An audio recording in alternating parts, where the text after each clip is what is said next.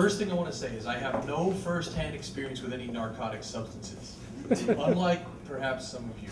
But like Mike, I did go to school in New York City. This is like 1986, 87, which for some of you was not so long ago. But at the time, the dorm we lived in was on Washington Square West, and Washington Square Park at that time was a very popular area to buy drugs. This is before Rudy Giuliani came in and sort of mopped the city out. So every time you walked across the park back and forth, there was always these guys scattered about, you know, offered to sell you any kind of drugs that you wanted, anything at all. Now, I'm sort of this straight-laced kid, comes from northeastern Pennsylvania, and like I said, I have no first-hand experience with narcotics. To this day, I still don't. So I get to settle into my dorm there and meet my new roommates, and there's these two guys, Joe and Tony. And there's four of us that live in this dorm. The other guy, he was from Long Island. He wasn't around much at all. He always went home. But Joe and Tony, they love the city, and they're staying there and everything. And so after a couple of months goes by, microphone falls down. After a couple of months goes by, Joe and Tony settle in. They say to me, "Hey, Dan, you smoke?" I says, "No, I don't smoke." I say, No. Do you smoke? I says, "No, I don't smoke anything." And they're like, "Oh, okay, no problem." All right, so a couple of weeks goes by, and I go home for the weekend. Maybe I come back, and man, I'm like, "Wow, this place really smells," you know? And I knew what it smelled like, and it's none of my business. I didn't really want to get involved in it. So they had a big thing planned. I keep hearing them laughing and carrying on, and Joe was a guitar player, Tony was a bass guitar player, and they're like, "Oh man, we're gonna hang out this weekend. Oh Dan, you gotta hang out with us this weekend."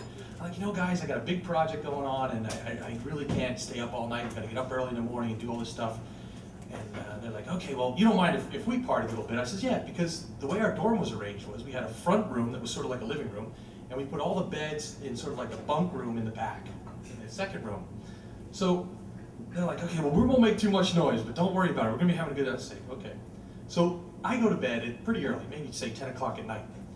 And you know, I hear some music out there and some laughing and everything, and I know what they're smoking, everything's okay, no big deal. I go to sleep. So maybe like 2 o'clock in the morning, I hear the door open. Door opens. And then you hear these two stoners start laughing. And I mean, they had the biggest giggle fit you could ever imagine. They're laughing, and they're going, "Shh, he's sleeping." Right? Because they knew that inside my college fridge, you know those little refrigerators you get when you're in college and you feel like, "Wow, I'm living outside home now." Inside there, because unlike the narcotic substances, I'm a sugar junkie. They knew that I had packs of Oreo double stuffed cookies in there. All right? Now I know the people that are laughing. You're the tokers. Because you know that you get the munchies when you're smoking weed. Are we allowed to say that on camera, Jim?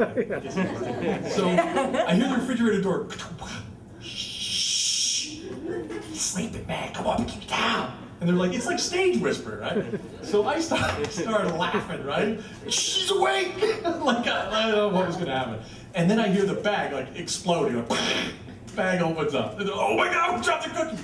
They're all over the floor, picking up all the cookies and everything. So the next day, I get up, and there's this trail of crumbs all over the floor, right? Of black, you know, right? And I go to the front room. This is like 6 o'clock in the morning now, and they look like. You ever watch Battlestar Galactica, anybody? I'll tell you what kind of nerd you really are. Remember the Cylon Warriors with the red eyes?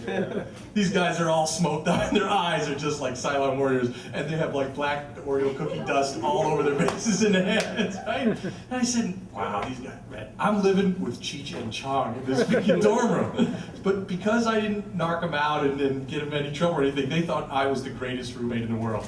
And every weekend that I was around, I would buy Oreo double stuff in the big bags and have them in my fridge, and every weekend you'd hear, "Shh, he's sleeping." Bag would explode, they'd eat the cookies, and then Monday or Tuesday they'd be, "Hey man, sorry, we ate your cookies." And they would buy more bags of cookies, they'd put them, "Hey man, we bought your cookies." I said, "Why don't you guys like lay off the weed a little bit?" Like, No, it's okay, it's okay. And I actually lived with those guys for 2 years in a row because other than, you know, the toking, they were the greatest roommates. They were good musicians. They sit around and play, and they had a lot of fun friends. And every time I'd come back from like a weekend back here in Pennsylvania, I'd open up that door, and they were like, "Hey man, we got your cookies."